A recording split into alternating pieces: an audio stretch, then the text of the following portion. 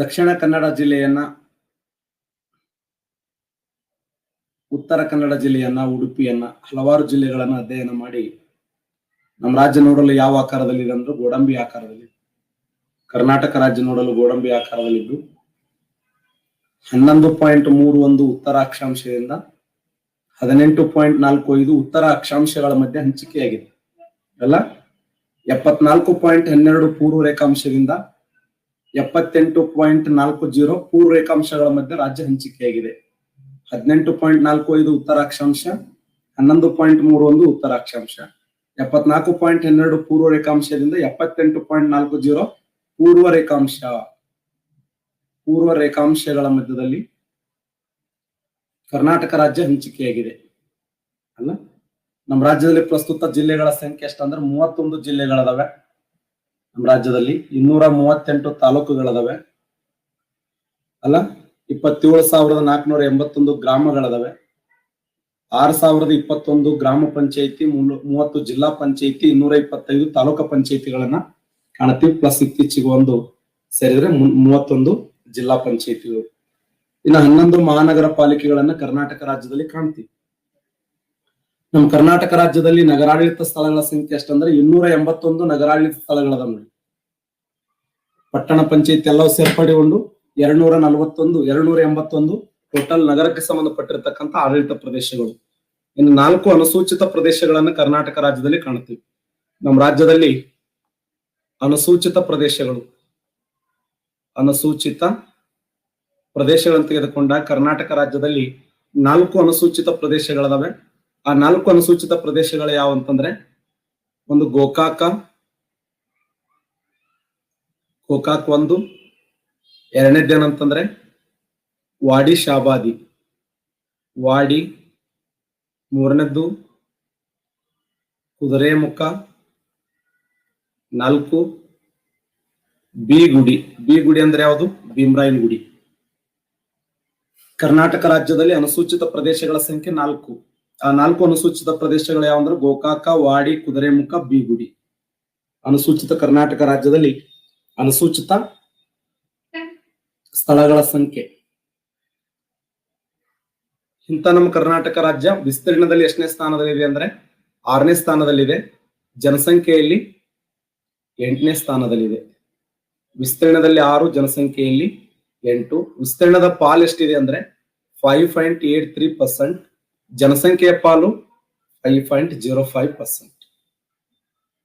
1,91,791 ಚದರ ಕಿಲೋಮೀಟರ್, 6,11,30,704 ಜನಸಂಖ್ಯೆ. ಕರ್ನಾಟಕ ರಾಜ್ಯ ಜನಸಂಖ್ಯೆಯಲ್ಲಿ 8ನೇ ಸ್ಥಾನದಲ್ಲಿದ್ರೆ ವಿಸ್ತೀರ್ಣದಲ್ಲಿ 6ನೇ ಸ್ಥಾನದಲ್ಲಿದೆ. ಭಾರತ ದೇಶದ ಒಟ್ಟು ಜನಸಂಖ್ಯೆಯಲ್ಲಿ ಕರ್ನಾಟಕದ ಪಾಲು ಎಷ್ಟಂದ್ರ 5.05%. ಇದು ಕನ್ಫ್ಯೂಸ್ ಮಾಡ್ಕೋಬಾರದು ನೀವು. ಅಲ್ಲ ವಿಸ್ತೀರ್ಣದ ಪಾಲು ಎಷ್ಟಂದ್ರ 5.83%. 1,91,791, 6,11,30,704 ಜನಸಂಖ್ಯೆ.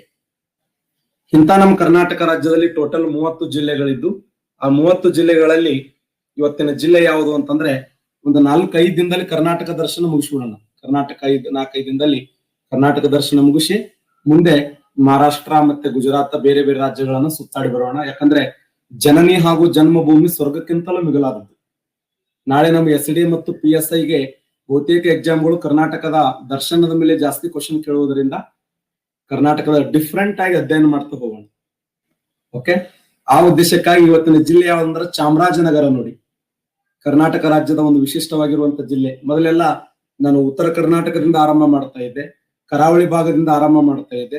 ಈಗ ನಾ ಎಲ್ಲಿಂದ ಆರಂಭ ಮಾಡ್ತಾ ಇದ್ದೇನೆ ಅಂದ್ರೆ ಇವತ್ತು ಚಾಮರಾಜನಗರದಿಂದ ಆರಂಭ ಮಾಡೋಣ. ಯಾಕಂದ್ರೆ ಉತ್ತರ ಕರ್ನಾಟಕದಿಂದ ಈಗಾಗಲೇ ನಮ್ಮ ಯಶವಂತ್ ಸರ್ ಆರಂಭ ಮಾಡಿದ್ದಾರೆ. ಬೆಳಗಾಮ, ಗುಲ್ಬರ್ಗ ಅವರೆಲ್ಲ ಕರ್ನಾಟಕ ದರ್ಶನ ಹೇಳುವಂತ ಸಮಯದಲ್ಲಿ ಸರ್ ಜೊತೆ ನಾ ಡಿಸ್ಕಸ್ ಮಾಡಿದೆ. ಉತ್ತರ ಕರ್ನಾಟಕದಿಂದ ಆರಂಭ ಮಾಡಿವಿ ಸರ್ ಅಂದಾಗ ನಾವು ದಕ್ಷಿಣ ಕರ್ನಾಟಕದಿಂದ ನಾವು ಕೂಡ ಆರಂಭ ಮಾಡ್ತಾ ಹೋಗೋಣ. ದಕ್ಷಿಣ ಕರ್ನಾಟಕದ ಜಿಲ್ಲೆಗಳಲ್ಲಿ ದಕ್ಷಿಣದ ತುದಿ ಯಾವಂದ್ರೆ ಚಾಮರಾಜನಗರ. ಅಲ್ಲ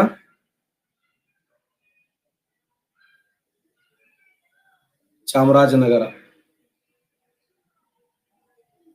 ಕರ್ನಾಟಕ ರಾಜ್ಯದ ದಕ್ಷಿಣದ ತುದಿ ಯಾವ್ದಂದ್ರೆ ಚಾಮರಾಜನಗರ ಫೇಮಸ್. ಉತ್ತರ ತುದಿ ಯಾವ್ದಂದ್ರ ಬೀದರ್ ಜಿಲ್ಲೆ ಔರಾದ್ ತಾಲೂಕಿನ ಮುಖೇಡ ಆದ್ರೆ, ದಕ್ಷಿಣ ತುದಿ ಯಾವ್ದಂದ್ರ ದಕ್ಷಿಣದ ತುದಿ ಚಾಮರಾಜನಗರದ ಗುಂಡ್ಲುಪೇಟೆಯ ಮೊಯಾರ ಅಂತ ಕರಿತೀವಿ.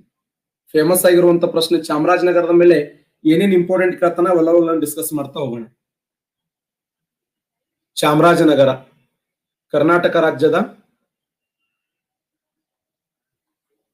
ಕರ್ನಾಟಕದ ದಕ್ಷಿಣದ ತುದಿ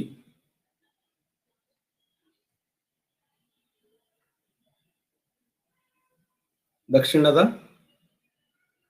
ತುದಿ ಅಥವಾ ಕರ್ನಾಟಕದ ದಕ್ಷಿಣದ ಜಿಲ್ಲೆ ಯಾವುದು?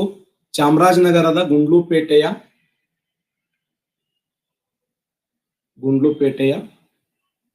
ಮೊಯಾರ.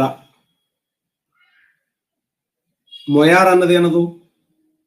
ಒಂದು ಹಳ್ಳದ ಹೆಸರದು. ಮೊಯಾರ ಅನ್ನೋದು ಒಂದು ಹಳ್ಳ. ಅದು ಚಾಮರಾಜನಗರದ ಗುಂಡ್ಲುಪೇಟೆಯ ಮೊಯಾರ. ಚಾಮರಾಜನಗರದ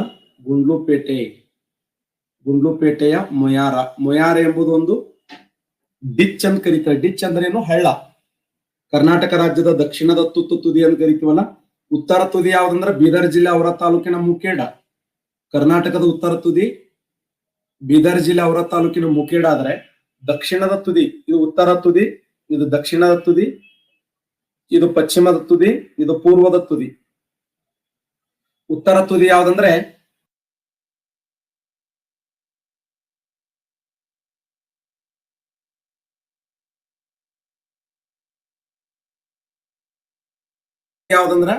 ಬೀದರ್ ಜಿಲ್ಲೆ ಔರ ತಾಲೂಕಿನ ಮುಖೇಡ ಆದ್ರೆ, ದಕ್ಷಿಣ ತುದಿ ಚಾಮರಾಜನಗರದ ಗುಂಡ್ಲುಪೇಟೆಯ ಮೊಯಾರ, ಪಶ್ಚಿಮ ತುದಿ ಉತ್ತರ ಕನ್ನಡದ ಕಾರವಾರ ಆದ್ರೆ, ಪೂರ್ವ ತುದಿ ಕೋಲಾರ ಜಿಲ್ಲೆಯ ಮುಳಬಾಗಿಲು. ಹೇಳ್ಬಹುದಾ? ಕರ್ನಾಟಕದ ಉತ್ತರ ತುದಿಯಿಂದ ದಕ್ಷಿಣ ತುದಿಗಿರುವ ದೂರ 750, ಪಶ್ಚಿಮದಿಂದ ಪೂರ್ವಕ್ಕಿರುವ ದೂರ 400 ಕಿಲೋಮೀಟರ್. ಎಲ್ಲಾ ಎಕ್ಸಾಮ್ಗಳಿಗೆ ಹೆಲ್ಪ್ ಆಗ್ತದೆ ನೋಡಿ ಇದು. FDA, SDA, KS, PSI, high school teacher, primary teacher, degree college professor ಎಲ್ಲಾ ಹುದ್ದೆಗಳಿಗೆ ಇದು ಅನುಕೂಲ ಆಗ್ತದೆ. ಪರ್ಫೆಕ್ಟ್ ಆಗ್ರಿ. ಇದು ಸಾಂಪ್ರದಾಯಿಕ ಜಿಕೆಯಲ್ಲಿ ಬರುವಂತ ವಿಭಾಗ ಅಲ್ಲ. ಕರ್ನಾಟಕ ರಾಜ್ಯದ ದಕ್ಷಿಣ ತುದಿ ಯಾವ್ದಂದ್ರೆ ಚಾಮರಾಜನಗರದ ಗುಂಡ್ಲುಪೇಟೆಯ ಮೊಯಾರ. ಮೊಯಾರ ಅನ್ನುವುದು ಒಂದು ಹಳ್ಳ. ಯಾವ ನದಿಯ ಉಪನದಿ ಇದೆ ಅಂದ್ರೆ ಕಾವೇರಿ ನದಿಯ ಉಪನದಿ. ನೋಡಿ, ಮೊಯಾರ ಅನ್ನುವುದು ಕಾವೇರಿ ನದಿಯ ಉಪನದಿ. ಇದು ಕ್ವಶನ್ ಕೇಳಿದ್ದಾನೆ. ಕರ್ನಾಟಕ ರಾಜ್ಯದ ದಕ್ಷಿಣ ತುದಿಯಾಗಿರುವಂತ ಈ ಒಂದು ಬಹಳ ಸಮೃದ್ಧವಾಗಿರುವಂತಹ ಬೆಟ್ಟ ಗುಡ್ಡಗಳು, ಸಮೃದ್ಧವಾಗಿರುವಂತ ಜೀವನ ಎಲ್ಲದು ಬಾಪ. ಮತ್ತೆ ಚಾಮರಾಜನಗರದಲ್ಲಿ ನಾವು ನೋಡ್ತೀವಿ. ಯಾಕಂದ್ರೆ ಚಾಮರಾಜನಗರದಲ್ಲಿ ಹರಿಯುವಂತ ಪ್ರಧಾನವಾಗಿರುವಂತ ನದಿ ಯಾವ್ದಂದ್ರೆ ಕಾವೇರಿ ನದಿ. ಕಾವೇರಿ ನದಿ ಉಪನದಿ ಸಂಚಯನಗೊಳ್ಳುತ್ತದೆ.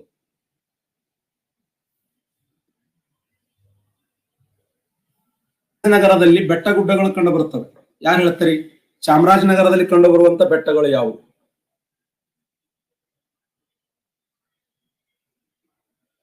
ಪಶ್ಚಿಮ ಘಟ್ಟಗಳು,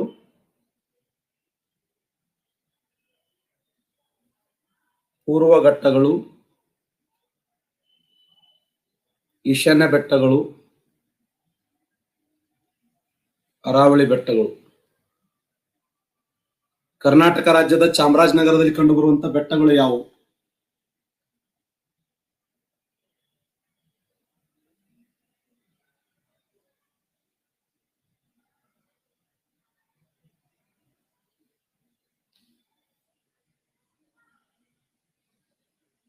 ಚಾಮರಾಜನಗರದಲ್ಲಿ ಕಂಡುಬರುವಂತ ಬೆಟ್ಟಗಳ ಹೆಸರೇನಂದ್ರ ಪೂರ್ವ ಘಟ್ಟಗಳು ಕಂಡು ಬರ್ತಾವ. ನೋಡಿ, ಚಾಮರಾಜನಗರದಲ್ಲಿ ಕಂಡು ಬರುವಂತ ಬೆಟ್ಟಗಳ ಹೆಸರೇನಂದ್ರ ಪೂರ್ವ ಬೆಟ್ಟಗಳು. ಫೇಮಸ್ ಆಗಿರುವಂತ ಪ್ರಶ್ನೆ.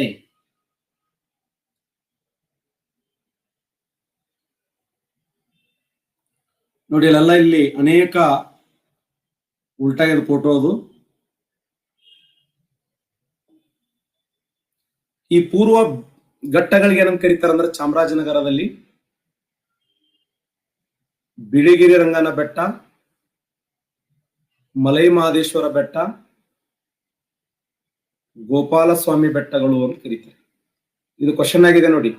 ಚಾಮರಾಜನಗರದಲ್ಲಿ ಕಂಡು ಬರುವಂತ ಪೂರ್ವ ಘಟ್ಟಗಳಿಗೆ ಏನಂತ ಕರೀತಾರಂದ್ರ ಬಿಳಿಗಿರಿ ರಂಗನ ಬೆಟ್ಟ, ಮಲೈ ಮಹದೇಶ್ವರ ಬೆಟ್ಟ, ಗೋಪಾಲಸ್ವಾಮಿ ಬೆಟ್ಟ.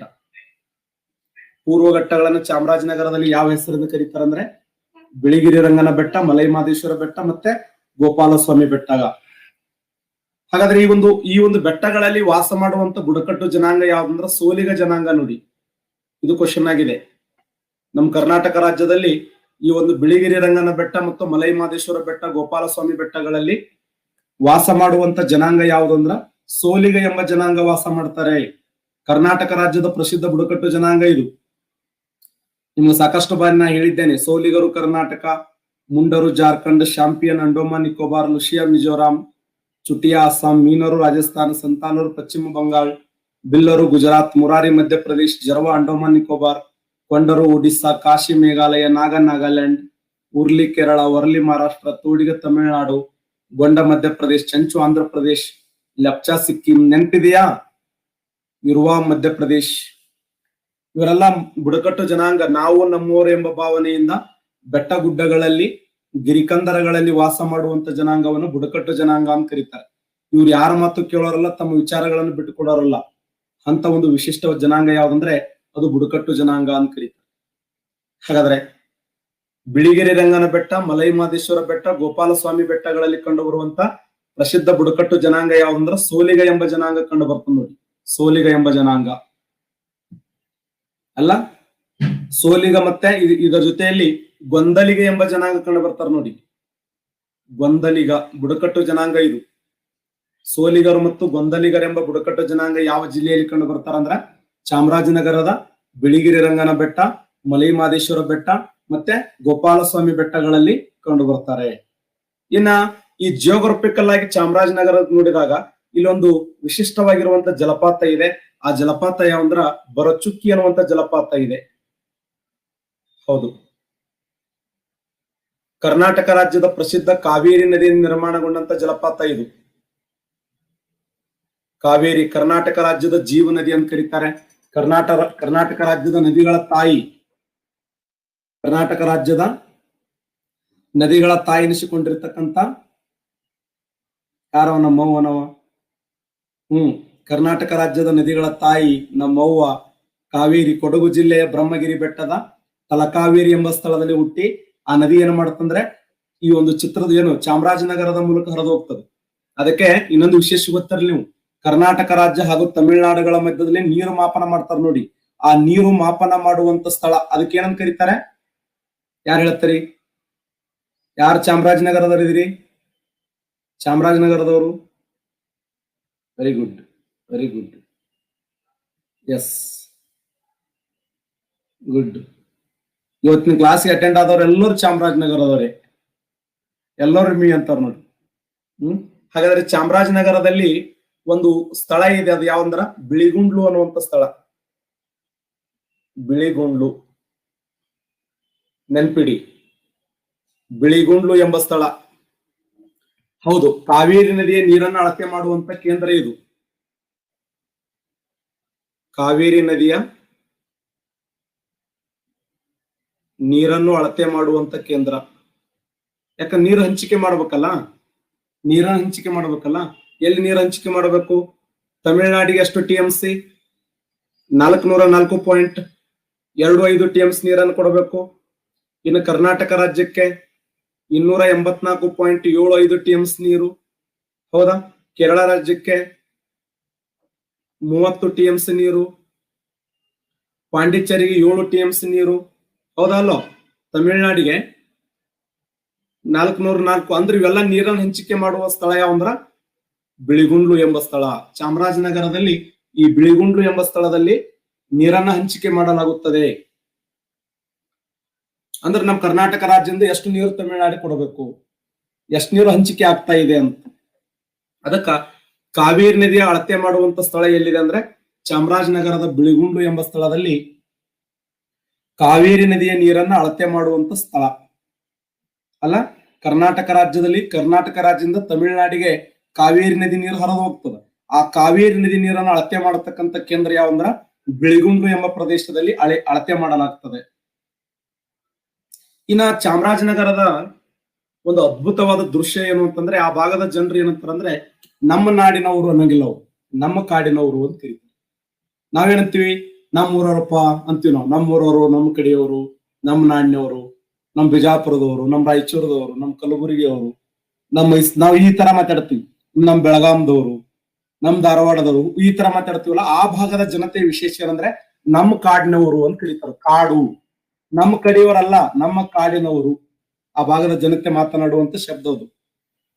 ಊರ್ ಅನ್ನಂಗಿಲ್ಲ, ಅವ್ರು ಕಾಡು ಅಂತ ಕರೀತಾರೆ. ನಮ್ಮ ಕಾಡಿನವರು, ನಮ್ಮ ಕಾಡಿನವರು. ಕಾಡು ಅಂದ್ರೆ ಏನು? ಕರೆಕ್ಟ್ ಸುಳ್ಳ ಇದು? ಊರಿಗೆ ಆ ಶಬ್ದದಿಂದ ಕರೀತಾರ ಅವ್ರು. ನಮ್ಮ ಕಾಡಿನವರು. ಮೈಸೂರು ಭಾಗದವ್ರು ನೋಡಿ, ಮೈಸೂರು ಆ ಭಾಗದ ಎಲ್ಲ ಬಹುತೇಕ ಹಳ್ಳಿ ಅಲ್ಲಿ ಅಂತವಲ್ಲ, ಅಲ್ಲಿಗೆ ಏನಂತ ಕರೀತಾರ ಅಂದ್ರ ನಮ್ಮ ಕಾಡಿನವರು. ಕಾಡು ಅಂತಂದ್ರೆ ಅರಣ್ಯ ಪ್ರದೇಶ. ಅಷ್ಟು ನಿತ್ಯ ಹರಿದ್ವರ್ಣ ಕಾಡುಗಳನ್ನ ನಾವು ನೋಡ್ತೀವಿ. ನಮ್ಮ ಕಾಡು, ನಮ್ಮ ಕಾಡಿನವರು, ನಮ್ಮ ಕಾಡು ಅಂತ ಕರೀತಾರ ಅವ್ರು. ನಮ್ಮ ಯಾದಗಿರಿ ಅಂತ ಕರಿತೀವಲ್ಲ ಆತರ.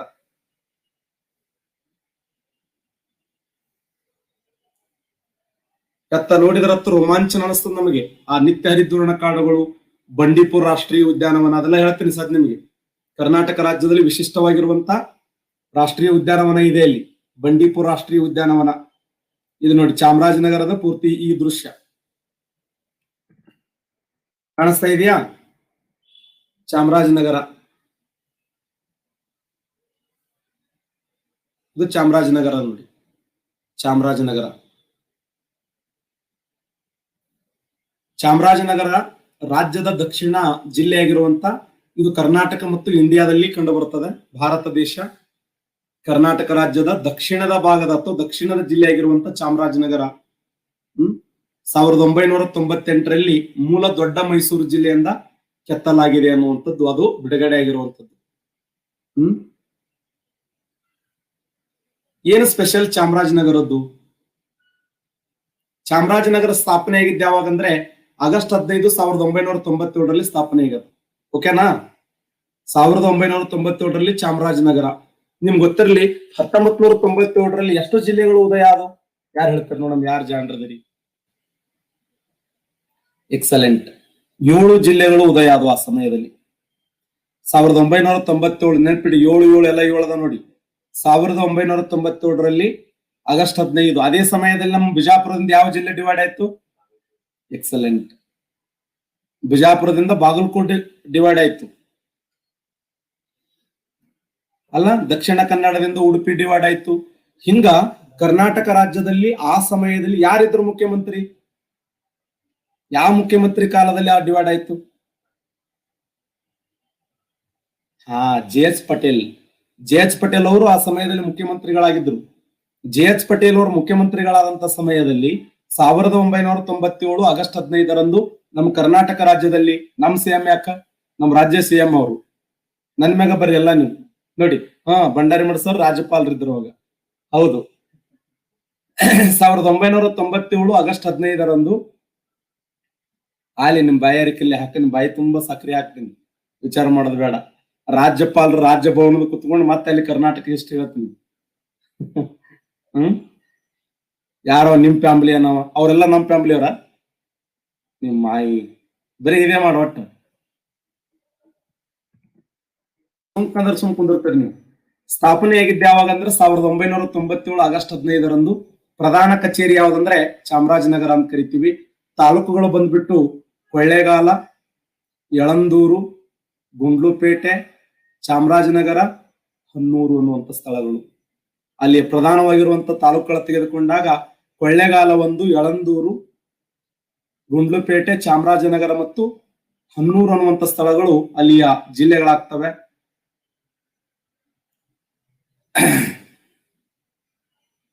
ಸಾಂದ್ರತೆ 100 ಇದೆ.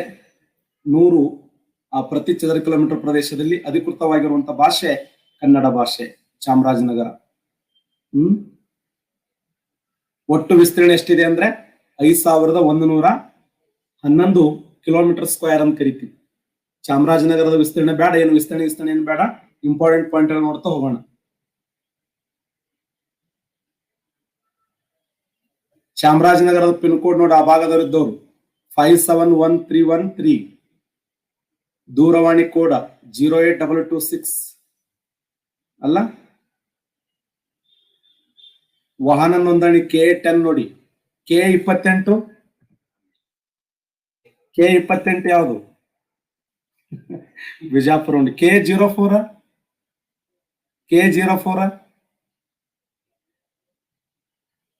K04 ಬೆಂಗಳೂರು ನಗರ ನೋಡಿ, ಸಿಟಿ ಬೆಂಗಳೂರು ನಗರ KA04 ಅಲ್ಲ. ನಮ್ ಬಸ್ಗಳಿಗೆ ಮೊದಲೆಲ್ಲ ನಾವು KA28 ಬರೀತಿದ್ರು. ಇಡೀ ದೇಶ, ಇಡೀ ಜಗತ್ತಿನ ತುಂಬ ಇದೇ ನಂಬರ್ ಆದಂತ ಅನ್ಕೊಂಡಿದ್ದೆ ನಾವು. ನಮ್ ಬಿಜಾಪುರ ಬಿಟ್ರೆ ಬಸ್ ಒಂದೇ ಬಸ್ ಬರೋದು ಮಾರ್ನಿಂಗ್ 6 ಗಂಟೆಗೆ.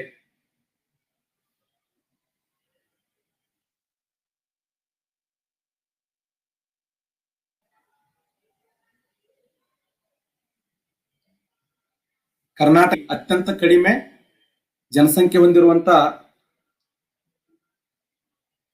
ಕರ್ನಾಟಕ ರಾಜ್ಯದಲ್ಲಿ ಅತ್ಯಂತ ಕಡಿಮೆ ಜನಸಂಖ್ಯೆ ಹೊಂದಿರುವಂತ 3ನೇ ಜಿಲ್ಲೆ. ಅತ್ಯಂತ ಕಡಿಮೆ ಜನಸಂಖ್ಯೆ ಹೊಂದಿರುವಂತ ಜಿಲ್ಲೆ ಯಾವ್ದಂದ್ರೆ ಕೊಡಗು. ಫಸ್ಟ್ ಕೊಡಗು ಇದೆ ನೋಡಿ, ಕೊಡಗು. ಕೊಡಗು ನಂತರ 2ನೇದ್ದು ಯಾವುದು? ಬೆಂಗಳೂರು ಗ್ರಾಮಾಂತರ.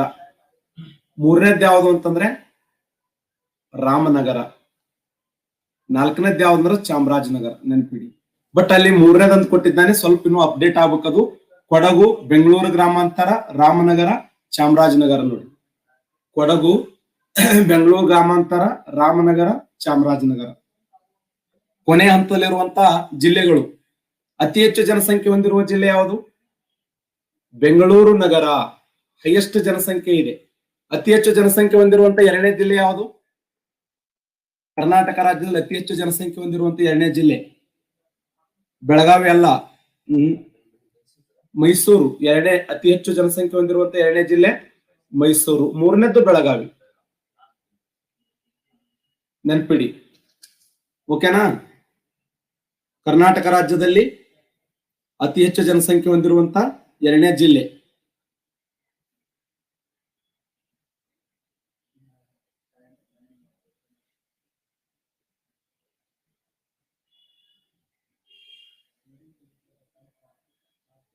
ಸಾರಿ, ಬೆಳಗಾವಿ ಇದೆ ನೋಡಿ. 2ನೇ ಸ್ಥಾನದಲ್ಲಿ ಬೆಳಗಾವಿ, 3ನೇ ಸ್ಥಾನದಲ್ಲಿ ಮೈಸೂರು. ಓಕೆನಾ? 4ನೇ ಸ್ಥಾನದಲ್ಲಿ ತುಮಕೂರು. ಫಸ್ಟ್ ಬೆಂಗಳೂರು ನಗರ 2011 ಪ್ರಕಾರ 96 ಲಕ್ಷ. ಬೆಳಗಾವಿ ಜನಸಂಖ್ಯೆ 47 ಲಕ್ಷ. ಮೈಸೂರಿನ ಜನಸಂಖ್ಯೆ 30 ಲಕ್ಷ. ಕಲಬುರಗಿ ಜನಸಂಖ್ಯೆ, ತುಮಕೂರು ಜನಸಂಖ್ಯೆ 26 ಲಕ್ಷ. ಓಕೆನಾ? BBMT right answer. BBMT. Bengaluru ನಗರ, ಬೆಳಗಾವಿ, ಮೈಸೂರು, ತುಮಕೂರು. ಓಕೆನಾ? ಯಾರೋ ಗೌಡ್ರ ಮುದಿಕೆ ನಾವು. ಕೊನೆಯ ಸ್ಥಾನದಲ್ಲಿ ಕೊಡಗು ಇದ್ರೆ, ಕೊಡಗು ಜನಸಂಖ್ಯೆ ಎಷ್ಟಿದೆ? 5,54,000 ಜನಸಂಖ್ಯೆ ಇದೆ ನೋಡಿ. 5,54,000 ಜನಸಂಖ್ಯೆ. ಕೊನೆಯ ಸ್ಥಾನದಲ್ಲಿ ಕೊಡಗು ಇದ್ರೆ, ಪ್ರಥಮ ಸ್ಥಾನದಲ್ಲಿ ಬೆಂಗಳೂರು ನಗರ ಇದೆ ನೋಡಿ. ಹೈಯೆಸ್ಟ್ ಜನಸಂಖ್ಯೆ ಹೊಂದಿರುವಂತ ಜಿಲ್ಲೆ ಬೆಂಗಳೂರು ನಗರ.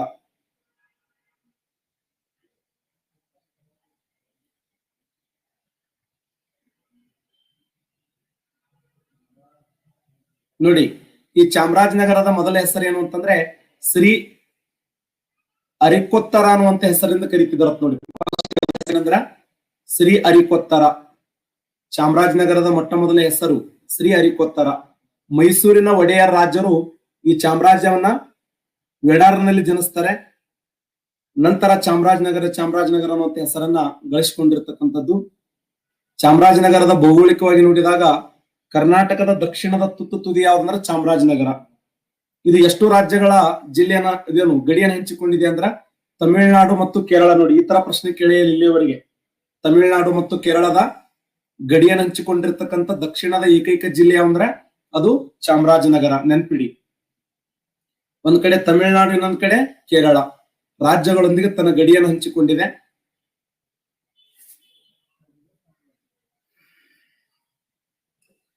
ಪಶ್ಚಿಮ ಮತ್ತು ಉತ್ತರಕ್ಕೆ ಕರ್ನಾಟಕದ ಮೈಸೂರು ಜಿಲ್ಲೆ ಇದರಲ್ಲಿ ಕಂಡು ಬರ್ತದೆ. ಈಶಾನ್ಯಕ್ಕೆ ಮಂಡ್ಯ ಇದೆ. ರಾಮನಗರ ಜಿಲ್ಲೆಗಳನ್ನು ನೋಡ್ತೀವಿ ಅಲ್ಲ ಕರ್ನಾಟಕ ರಾಜ್ಯದಲ್ಲಿ. ಮತ್ತೆ ಈ ಜಿಲ್ಲೆಯಲ್ಲಿ ಇನ್ನೊಂದು ವಿಶೇಷ ಏನಂದ್ರೆ ನೀಲಗಿರಿ ಬೆಟ್ಟಗಳು ಕೂಡ ಹಂಚಿಕೆ ಆಗ್ಯಾವ. ಕೆಲವೊಂದು ವಿಶೇಷವಾಗಿರುವಂತ ಪರ್ವತಗಳನ್ನು ನೋಡ್ತೀವಿ. ಹಾಗಾದ್ರೆ ಚಾಮರಾಜನಗರದ ಪ್ರವಾಸ ಉದ್ಯಮ ತಾಣಗಳು ಯಾವ ಅಂತಂದ್ರೆ ಮುಖ್ಯ ಪ್ರವಾಸೋದ್ಯಮ ತಾಣಗಳು ಚಾಮರಾಜೇಶ್ವರ ದೇವಸ್ಥಾನ ಅನ್ನುವಂಥದ್ದು. ಚಾಮರಾಜನಗರದಲ್ಲಿ ಚಾಮರಾಜೇಶ್ವರಿ ದೇವಸ್ಥಾನ, ಬಿಳಿಗಿರಿ ರಂಗನ ಹಿಲ್ಸ್, ಮತ್ತೆ ಮಲೈ ಮಹದೇಶ್ವರ ಬೆಟ್ಟಗಳು, ಸುವರ್ಣವತಿ ಅನ್ನುವಂತ ಅಣೆಕಟ್ಟು ಚಾಮರಾಜನಗರದಲ್ಲಿ ಕಂಡು ಬರ್ತದೆ. ಮತ್ತೆ ಶಿವನ ಸಮುದ್ರ, ಬಂಡೀಪುರ ರಾಷ್ಟ್ರೀಯ ಉದ್ಯಾನವನ, ಗೋಪಾಲಸ್ವಾಮಿ ಬೆಟ್ಟ, ಗುಂಡ್ಲುಪೇಟೆ, ಇವೆಲ್ಲ ಏನು ಅಂತಂದ್ರೆ ಚಾಮರಾಜನಗರದಲ್ಲಿ ಕಂಡು ಬರುವಂತ ಪ್ರಸಿದ್ಧವಾಗಿರುವಂತ ಪ್ರವಾಸಿಗರ ಆಕರ್ಷಣೆ ಸ್ಥಳಗಳು. ಕರ್ನಾಟಕ ರಾಜ್ಯದಲ್ಲಿ ಪ್ರವಾಸಕ್ಕೆ ಹೆಸರಂದ್ರೆ ಕರ್ನಾಟಕ ರಾಜ್ಯ. ಯಾಕಂದ್ರೆ ಕರ್ನಾಟಕ ರಾಜ್ಯದ ಪ್ರವಾಸೋದ್ಯಮ ಇಲಾಖೆ ಘೋಷವಾಕ್ಯ ಒನ್ ಸ್ಟೇಟ್ ಮಿನಿ ವರ್ಲ್ಡ್ ಅಂತ ಕರಿತೀವಿ. ಒಂದು ರಾಜ್ಯ ಹಲವು ಜಗತ್ತು.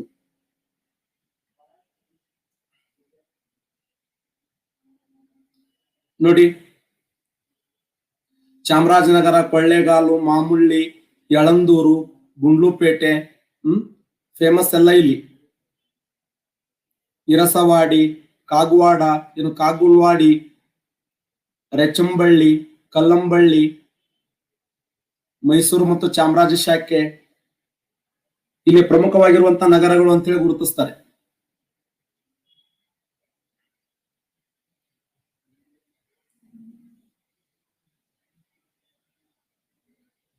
ಪುರುಷ ಮಹಾದೇಶ್ವರ ಬೆಟ್ಟಗಳು ಚಾಮರಾಜನಗರದ ಫೇಮಸ್.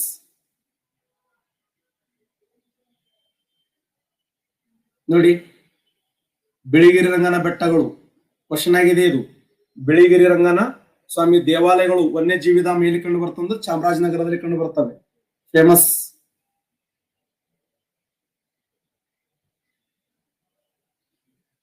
ವಿಶೇಷ ಏನು ಅಂತಂದ್ರೆ ಈ ಬಿಳಿಗಿರಿ ರಂಗನ ಸ್ವಾಮಿಯಲ್ಲಿ ಕಂಡು ಬರ್ತಂದ್ರೆ ನೀಲಗಿರಿ ಬೆಟ್ಟಗಳಲ್ಲಿ. ಯಾಕಂದ್ರೆ ನೀಲಗಿರಿ ಅನ್ನುವಂತ ಜೈವಿಕ ಸಂರಕ್ಷಣಾ ತಾಣ, ನೀಲಗಿರಿ ಜೈವಿಕ ಸಂರಕ್ಷಣಾ ತಾಣ ಕೇವಲ ತಮಿಳುನಾಡಿಗೆ ಅಷ್ಟೇ ಸಂಬಂಧಪಟ್ಟಿಲ್ಲ, ಅದು 3 ರಾಜ್ಯಗಳಿಗೆ ಸಂಬಂಧಪಟ್ಟಿದೆ. 1986ರಲ್ಲಿ ಘೋಷಣೆಯಾಗಿದ್ದು ಕರ್ನಾಟಕ, ತಮಿಳುನಾಡು, ಕೇರಳ 3 ರಾಜ್ಯಗಳಿಗೆ ಸಂಬಂಧಪಟ್ಟಿದೆ. ಈ 3 ರಾಜ್ಯಗಳ ಅರಣ್ಯವನ್ನು ಕೂಡಿಸಿ ಇದನ್ನ ನೀಲಗಿರಿ ಅಂತ ಹೇಳಿ ಘೋಷಣೆ ಮಾಡಲಾಯಿತು. ನೀಲಗಿರಿ ಜೈವಿಕ ಸಂರಕ್ಷಣಾ ತಾಣ ಕೇವಲ ತಮಿಳುನಾಡಿಗೆ ಅಷ್ಟೇ ಸಂಬಂಧಪಟ್ಟಿಲ್ಲ, ಕರ್ನಾಟಕ, ತಮಿಳುನಾಡು, ಕೇರಳ ಈ 3 ರಾಜ್ಯಗಳನ್ನು ಸೇರಿಸಿ, ಈ 3 ರಾಜ್ಯದ ಸಂಪತ್ತನ್ನ ಸೇರಿಸಿ ನೀಲಗಿರಿ ಅನ್ನುವಂತ ಹೆಸರಿನಿಂದ 1986ರಲ್ಲಿ ಘೋಷಣೆ ಮಾಡಲಾಗಿದೆ. 1986 1986ರಲ್ಲಿ ನೀಲಗಿರಿ ಅನ್ನುವಂತ ಹೆಸರಿನಿಂದ ಕರ್ನಾಟಕ, ತಮಿಳುನಾಡು, ಕೇರಳ.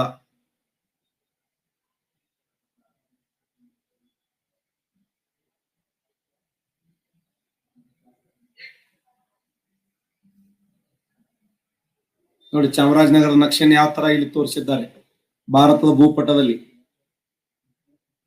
ವಿಶೇಷ ಏನು ಅಂತಂದ್ರೆ ಚಾಮರಾಜನಗರದಲ್ಲಿ ಬಂಡೀಪುರ ಅನ್ನುವಂತ ರಾಷ್ಟ್ರೀಯ ಉದ್ಯಾನವನ ಇದೆ, ನೆನ್ಪಿಡಿ.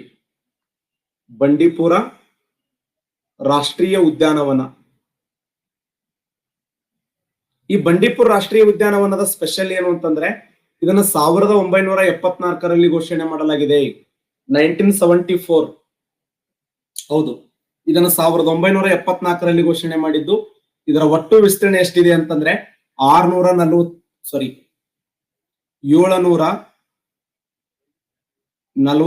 ಚದರ ಕಿಲೋಮೀಟರ್. 743 ಚದರ ಕಿಲೋಮೀಟರ್ ವಿಸ್ತೀರ್ಣ ಹೊಂದಿದ್ದು ಕರ್ನಾಟಕ ರಾಜ್ಯದ ಅತ್ಯಂತ ದೊಡ್ಡದಾಗಿರುವಂತಹ ರಾಷ್ಟ್ರೀಯ ಉದ್ಯಾನವನ ಇದು. ಕರ್ನಾಟಕ ರಾಜ್ಯದ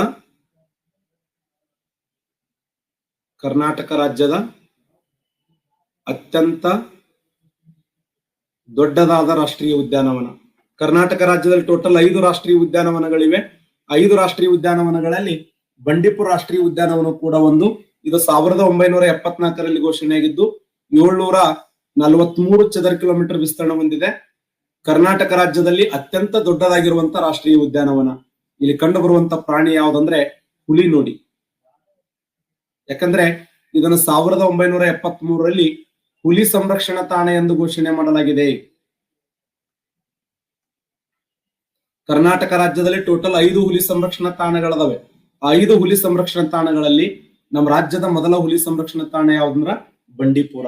ನೆನ್ಪಿಡಿ, ಬಂಡೀಪುರ ಹುಲಿ ಸಂರಕ್ಷಣಾ ತಾಣ ಕರ್ನಾಟಕ ರಾಜ್ಯದ ಮೊಟ್ಟ ಮೊದಲ ಹುಲಿ ಸಂರಕ್ಷಣಾ ತಾಣ, ಕರ್ನಾಟಕ ರಾಜ್ಯದ ಮೊಟ್ಟ ಮೊದಲ ಹುಲಿ ಸಂರಕ್ಷಣಾ ತಾಣ ಯಾವ್ದಂದ್ರ ಬಂಡೀಪುರ ಹುಲಿ ಸಂರಕ್ಷಣಾ ತಾಣ.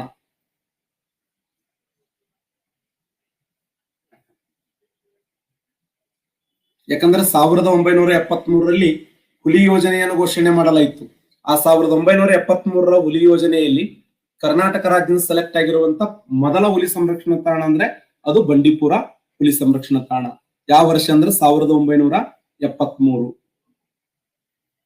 ಹಾಗಾದ್ರೆ ಬಂಡೀಪುರ ರಾಷ್ಟ್ರೀಯ ಉದ್ಯಾನವನದಲ್ಲಿ ಹರಿಯುವ ನದಿ ಯಾವುದು? ಯಾರು ಹೇಳ್ತಾರೆ? ಬಂಡೀಪುರ ರಾಷ್ಟ್ರೀಯ ಉದ್ಯಾನವನದ ಮಧ್ಯೆ ಹರಿಯುವ ನದಿ ಯಾವುದು? ಯಾರವ? ಭದ್ರಾನವ?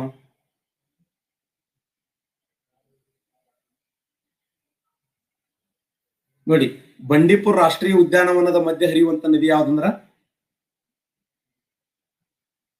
ಕಬಿನಿ. ನೋಡಿ, ಕಬಿನಿ ನದಿ ಹರಿತಿ, ನೆನ್ಪಿಡಿ.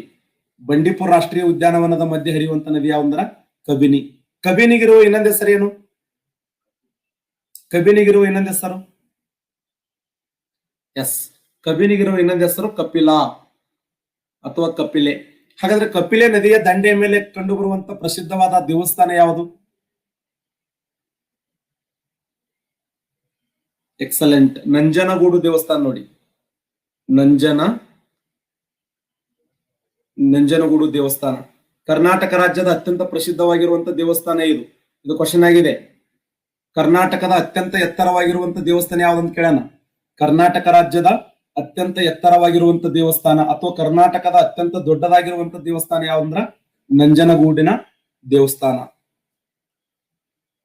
ಕರ್ನಾಟಕದ ಅತ್ಯಂತ ದೊಡ್ಡದಾಗಿರುವಂತ ದೇವಸ್ಥಾನ ಯಾವ್ದಂದ್ರೆ ಅದು ನಂಜನಗೂಡಿನ ನಂಜುಂಡೇಶ್ವರ ದೇವಾಲಯ. ನಂಜನಗೂಡಿನ ನಂಜುಂಡೇಶ್ವರ ದೇವಾಲಯ ಕಟ್ಟಿಸಿದವರು ಯಾರು? ನಂಜನಗೂಡಿನ ನಂಜುಂಡೇಶ್ವರ ದೇವಾಲಯವನ್ನು ಕಟ್ಟಿಸಿದವರು ನಂಜನಗೂಡಿನ ನಂಜುಂಡೇಶ್ವರ ದೇವಾಲಯವನ್ನು ಕಟ್ಟಿಸಿದವರು ಯಾರು?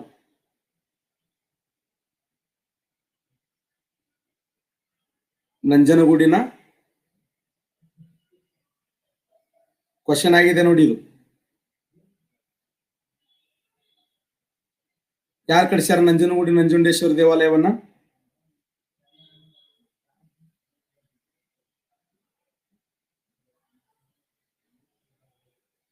ಸ್ವಾಮಿಗಳಲ್ಲಿ ನಿಮ್ಮ ಮಾಯಿ ನಂಜನಗೂಡಿನ ನಂಜುಂಡೇಶ್ವರ ದೇವಾಲಯ ಕಟ್ಟಿಸಿದ್ರು ಸ್ವಾಮಿಗಳು.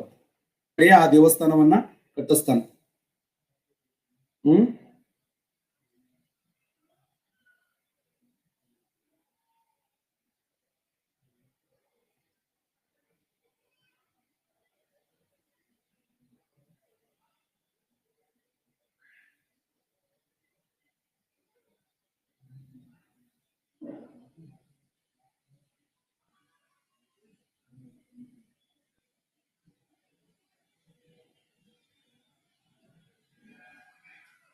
ರಾಜ ಒಡೆಯರ ಕಾಲದಲ್ಲಿ ಒಟ್ಟು 4 ದೇವಾಲಯವನ್ನು ಕಟ್ಟಿಸಲಾಗ್ತದೆ. ರಾಜ ಒಡೆಯರು ಮೈಸೂರಿನ ಚಾಮುಂಡಿ ಬೆಟ್ಟವನ್ನು ಕಟ್ಟಿಸಿದವರು ಅವರೇ. ಮೈಸೂರಿನ ಚಾಮುಂಡೇಶ್ವರ ದೇವಾಲಯವನ್ನು ಕಟ್ಟಿಸಿದವರು ಅವರೇ. ಆಮೇಲೆ ನಂಜನಗೂಡಿನ ನಂಜುಂಡೇಶ್ವರ ದೇವಾಲಯ ಕಟ್ಟಿಸಿದವರು ಅವರೇ. ವೈರಮುಡಿ ಉತ್ಸವ ನಡೀತದಲ್ಲ, ಆ ವೈರಮುಡಿ ಉತ್ಸವ ಯಾವ ದೇವಸ್ಥಾನದಲ್ಲಿ ನಡೀತದೆ? ಯಾವ ದೇವಸ್ಥಾನದಲ್ಲಿ ವೈರಮುಡಿ ಉತ್ಸವ ನಡೀತದೆ? ಮೇಲುಕೋಟೆಯ ಚಲುವನಾರಾಯಣ ಸ್ವಾಮಿ ದೇವಾಲಯ ಅಂತ ಕರಿತೀವಿ. ಹಾಗಾದ್ರೆ ಈ ಒಂದು ಚಾಮರಾಜನಗರದಲ್ಲಿ ಯಾವ ದೇವಸ್ಥಾನ ಇದೆ ಅಂದ್ರೆ ಪ್ರಶ್ನೆ ಕೇಳಿದ್ದಾನೆ. ನಂಜುಂಡೇಶ್ವರ ದೇವಸ್ಥಾನ ಇದೆ ನೋಡಿ. ಕರ್ನಾಟಕ ರಾಜ್ಯದಲ್ಲಿ ಅತ್ಯಂತ ದೊಡ್ಡದಾಗಿರುವಂತ ಅತ್ಯಂತ ವಿಶಿಷ್ಟವಾಗಿರುವಂತ ದೇವಸ್ಥಾನ ಯಾವ್ದಂದ್ರೆ ಅದು ನಂಜನಗೂಡಿನ ನಂಜುಂಡೇಶ್ವರ ದೇವಾಲಯ ಅಂತ ಹೇಳಿ ಕರೆಯಲ್ಪಡ್ತೀವಿ. ಕರ್ನಾಟಕದ ಅತ್ಯಂತ ದೊಡ್ಡದಾದ ದೇವಸ್ಥಾನ. ಹಾಗಾದ್ರೆ ಯಾವ ದೇವಸ್ಥಾನವನ್ನ ಕರ್ನಾಟಕದ ದೇವಾಲಯಗಳ ಚಕ್ರವರ್ತಿ ಅಂತ ಕರೀತಾರೆ? ಕರ್ನಾಟಕದ ದೇವಾಲಯಗಳ ಚಕ್ರವರ್ತಿ ಯಾವುದು? ಇಟ್ಟಗಿಯ ಮಹಾದೇವ ದೇವಾಲಯ. ನೋಡಿ, ಇಟ್ಟಗಿಯ ಮಹಾದೇವ ದೇವಾಲಯವನ್ನ ಕರ್ನಾಟಕದ ದೇವಾಲಯಗಳ ಚಕ್ರವರ್ತಿ ಅಂತ ಕರೀತಾರೆ. ಯಾವ ದೇವಸ್ಥಾನವನ್ನ ಕರ್ನಾಟಕ ರಾಜ್ಯದಲ್ಲಿ ದೇವಸ್ಥಾನಗಳ ತವರೂರು ಅಂತ ಕರೀತಾರೆ ಅಥವಾ ದೇವಾಲಯಗಳ ನಗರ ಅಂತ ಕರೀತಾರೆ? ಶಬಾಷ್, ಕುಕ್ಕೆ ಸುಬ್ರಹ್ಮಣ್ಯ. ನೋಡಿ, ಕುಕ್ಕೆ ಸುಬ್ರಹ್ಮಣ್ಯವನ್ನ ಕರ್ನಾಟಕದ ದೇವಾಲಯಗಳ ತವರು ಮನೆ ಅಥವಾ ಕರ್ನಾಟಕ ದೇವಾಲಯಗಳ ತವರೂರು ಅಂತ ಕರೀತಾರೆ. ಇದು ಕ್ವಶನ್ ಕೇಳಿದ್ದ ನೋಡಿ. ಓಕೆನಾ? ಹಾಗಾದ್ರೆ ಕರ್ನಾಟಕದ ಮೊಟ್ಟ ಮೊದಲ ದೇವಾಲಯ ಯಾವುದು? Yes, very good. ಕರ್ನಾಟಕದ ಮೊಟ್ಟ ಮೊದಲ ದೇವಾಲಯ ಯಾವುದಂದ್ರೆ ಅದು ಶಿವಮೊಗ್ಗ ಜಿಲ್ಲೆಯ ತಾಳಗುಂದದಲ್ಲಿ ಕಂಡು ಬರುವಂತ ಪ್ರಣವೇಶ್ವರ ದೇವಾಲಯ ನೋಡಿ. ದ ಫಸ್ಟ್ ಟೆಂಪಲ್ ಇನ್ ಕರ್ನಾಟಕ. ಕರ್ನಾಟಕ ರಾಜ್ಯದ ಮೊಟ್ಟ ಮೊದಲ ದೇವಾಲಯ ಯಾವುದಂದ್ರ ಅದು ಶಿವಮೊಗ್ಗ ಜಿಲ್ಲೆಯ ತಲಕಾಡಿನಲ್ಲಿ ಶಿವಮೊಗ್ಗ ಜಿಲ್ಲೆಯ ಯಾವ ಸ್ಥಳ? ತಾಳಗುಂದ. ಶಿವಮೊಗ್ಗ ಜಿಲ್ಲೆಯ ತಾಳಗುಂದದಲ್ಲಿ ಕಂಡು ಬರುವಂತ ಪ್ರಣವೇಶ್ವರ ದೇವಾಲಯ ಕನ್ನಡ ನಾಡಿನ ಮೊಟ್ಟ ಮೊದಲ ದೇವಾಲಯ ಅಂತೇಳಿ ಕರಿತೀವಿ. ತಾಳಗುಂದದ ಕರ್ನಾಟಕದ ಮೊಟ್ಟ ಮೊದಲ ಸಂಸ್ಕೃತ ಶಾಸನ ಕೂಡ ತಾಳಗುಂದ ಶಾಸನ. ಇಂಥ ಒಂದು ಅದ್ಭುತವಾಗಿರುವಂತ ಜಿಲ್ಲೆ ಯಾವ್ದಂದ್ರ ಅದು ಚಾಮರಾಜನಗರ ನೋಡಿ. ಚಾಮರಾಜನಗರದಲ್ಲಿ ಯಾವ ರಾಷ್ಟ್ರೀಯ ಹೆದ್ದಾರಿ ಹಾದು ಹೋಗ್ತದೆ? NH44, NH47A, NH50, NH67. ಚಾಮರಾಜನಗರದ ಬಂಡೀಪುರ ರಾಷ್ಟ್ರೀಯ ಉದ್ಯಾನವನದಲ್ಲಿ ಹಾದು ಹೋಗುವ ರಾಷ್ಟ್ರೀಯ ಹೆದ್ದಾರಿ ಹೆಸರೇನು? Very good, very good. ಸರಿಯಾದಂತ ಉತ್ತರ NH67 ನೋಡಿ. ಚಾಮರಾಜನಗರದ ಗುಂಡ್ಲುಪೇಟೆಯ ಮೇಲೆ ಹಾದು ಹೋಗುವಂತ ಒಂದು ಅದ್ಭುತವಾದ ರಾಷ್ಟ್ರೀಯ ಹೆದ್ದಾರಿ. ಚಾಮರಾಜನಗರದ ಗುಂಡ್ಲುಪೇಟೆಯ ಮೇಲೆ ಹಾದು ಹೋಗುವಂತ, ಯಾಕಂದ್ರೆ ಇದು ಕರ್ನಾಟಕ ರಾಜ್ಯದ ಅತ್ಯಂತ ಚಿಕ್ಕದಾದ ರಾಷ್ಟ್ರೀಯ ಹೆದ್ದಾರಿ ನೋಡಿ. ಕರ್ನಾಟಕದ ಅತ್ಯಂತ ಚಿಕ್ಕದಾದ ರಾಷ್ಟ್ರೀಯ ಹೆದ್ದಾರಿ. ಇದು ಕ್ವಶನ್ ಆಗಿದೆ. ಕರ್ನಾಟಕ ರಾಜ್ಯದ ಅತ್ಯಂತ ಚಿಕ್ಕದಾದ ರಾಷ್ಟ್ರೀಯ ಹೆದ್ದಾರಿ ಯಾವ್ದಂದ್ರ NH67. ಇದರ ಉದ್ದ ಎಷ್ಟಿದೆ ಅಂದ್ರೆ ಕೇವಲ 27 ಕಿಲೋಮೀಟರ್ ಉದ್ದವಾಗಿದೆ. ಕೇವಲ 27 ಕಿಲೋಮೀಟರ್ ಉದ್ದವಾಗಿದ್ದು ಕರ್ನಾಟಕ ರಾಜ್ಯದಲ್ಲಿ ಹರಿಯುವಂತ ಅಥವಾ ಕರ್ನಾಟಕ ರಾಜ್ಯದಲ್ಲಿ ಸಂಚಲನಗೊಳ್ಳುವಂತ, ಕರ್ನಾಟಕ ರಾಜ್ಯದಲ್ಲಿ ಹಾದು ಹೋಗಿರುವಂತ ರಾಜ್ಯದ ಅತ್ಯಂತ ಚಿಕ್ಕದಾದಂತ ರಾಷ್ಟ್ರೀಯ ಹೆದ್ದಾರಿ ಯಾವ್ದಂದ್ರ NH67. ಈ NH67 ಕೇವಲ ಎಷ್ಟು ಕಿಲೋಮೀಟರ್ ಉದ್ದವಾಗಿದೆ ಅಂತಂದ್ರೆ 27 ಕಿಲೋಮೀಟರ್ ಉದ್ದವಾಗಿದೆ. ನೆನ್ಪಿಡಿ.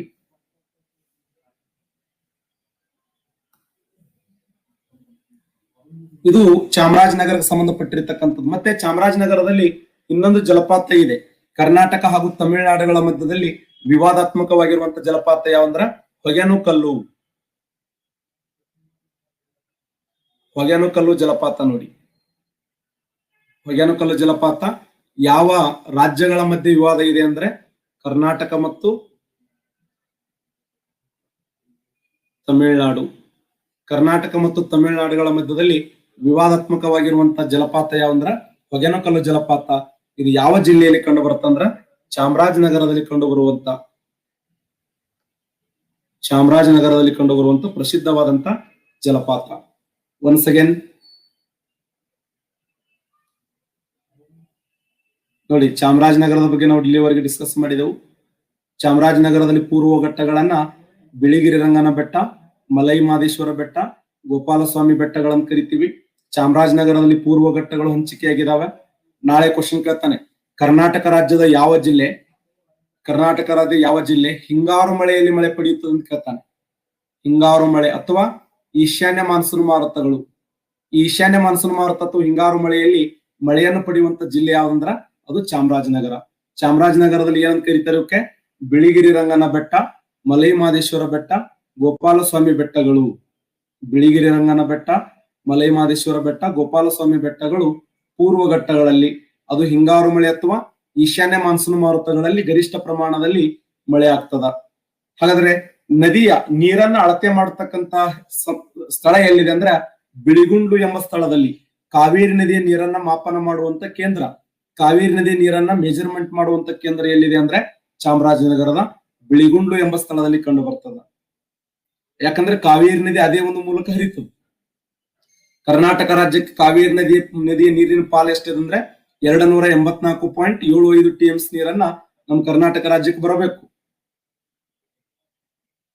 ನೋಡಿ. ಚಾಮರಾಜನಗರದ ಕೊನೆಯ ತುತ್ತು ತುದಿ ಯಾವಂದ್ರ ಮೊಯಾರ. ಮೊಯಾರ ಅನ್ನೋದು ಕರ್ನಾಟಕ ರಾಜ್ಯದ ದಕ್ಷಿಣದ ತುತ್ತು ತುದಿ ಅಂತ ಹೇಳಿ ಗುರುತಿಸ್ತೀವಿ.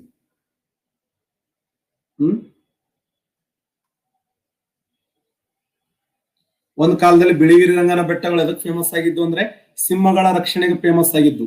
ಈ ಪ್ರೆಸೆಂಟ್ ಚಾಮರಾಜನಗರದ ಗುಂಡ್ಲುಪೇಟೆ ಎದಕ್ಕೆ ಫೇಮಸ್ ಆಗಿದೆ ಅಂದ್ರೆ ಹುಲಿಗಳಿಗೆ ಫೇಮಸ್ ಆಗಿದೆ ನೋಡಿ. ಹುಲಿಗಳು ಕಂಡು ಬರುತ್ತವೆ. ಪ್ರಸಿದ್ಧವಾಗಿರುವಂತಹ ಹುಲಿಗಳು ಕಂಡು ಬರೋದು ಎಲ್ಲಿ ಅಂತಂದ್ರೆ ಅದು ಚಾಮರಾಜನಗರದಲ್ಲಿ ಕಂಡು ಬರುತ್ತವೆ. ಚಾಮರಾಜನಗರದಲ್ಲಿ ಹುಲಿಗಳಿಗೆ ಫೇಮಸ್ ಆಗಿದ್ದು ಎರಡು ಹುಲಿ ಸಂರಕ್ಷಣಾ ತಾಣಗಳಿದಾವೆ. ಒಂದು BRT ಅನ್ನುವಂಥದ್ದು, ಇನ್ನೊಂದು ಬಂಡೀಪುರ. ಎರಡು ಫೇಮಸ್. ನಾಳೆ ಕ್ವಶನ್ ಕೇಳ್ತಾನೆ, ಕರ್ನಾಟಕ ರಾಜ್ಯದಲ್ಲಿ ಅತಿ ಹೆಚ್ಚು ಹುಲಿಗಳನ್ನು ಹೊಂದಿರುವ ಜಿಲ್ಲೆ ಯಾವುದಂದ್ರೆ ಚಾಮರಾಜನಗರ. ಕರ್ನಾಟಕ ರಾಜ್ಯದಲ್ಲಿ ಅತಿ ಹೆಚ್ಚು ಹುಲಿಗಳನ್ನು ಹೊಂದಿರುವ ಜಿಲ್ಲೆ ಚಾಮರಾಜನಗರ. BRT ಅಂದ್ರೆ ಏನು? ಬಿಳಿಗಿರಿ ರಂಗನ ಟೆಂಪಲ್ ಮತ್ತೆ ಬಂಡೀಪುರ. ಈ ಎರಡು ಸ್ಥಳಗಳು ಚಾಮರಾಜನಗರದಲ್ಲಿ ಕಂಡು ಬರ್ತವೆ. ಇನ್ನು ಉಳಿದ 3 ಸ್ಥಳಗಳು ಯಾವುದು? ಭದ್ರಾ ಶಿವಮೊಗ್ಗದಲ್ಲಿದೆ, ದಾಂಡೇಲಿ ಉತ್ತರ ಕನ್ನಡದಲ್ಲಿದೆ,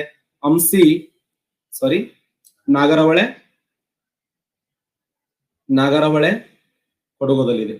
ಭದ್ರಾ ಶಿವಮೊಗ್ಗ, ದಾಂಡೇಲಿ ಉತ್ತರ ಕನ್ನಡ, ನಾಗರಹೊಳೆ ಕೊಡಗು ಜಿಲ್ಲೆಯಲ್ಲಿ. ಟೋಟಲ್ ಕರ್ನಾಟಕ ರಾಜ್ಯದಲ್ಲಿ ಎಷ್ಟು ಹುಲಿ ಸಂರಕ್ಷಣಾ ತಾಣಗಳದಾವ ಅಂದ್ರೆ 5 ಹುಲಿ ಸಂರಕ್ಷಣಾ ತಾಣಗಳು. ಅತಿ ಹೆಚ್ಚು ಹುಲಿಗಳನ್ನು ಹೊಂದಿರುವ ಜಿಲ್ಲೆ ಚಾಮರಾಜನಗರ. ಆ ಚಾಮರಾಜನಗರದ 2 ಹುಲಿ ಸಂರಕ್ಷಣಾ ತಾಣಗಳು BRT ಮತ್ತು ಬಂಡೀಪುರ. ಓಕೆನಾ?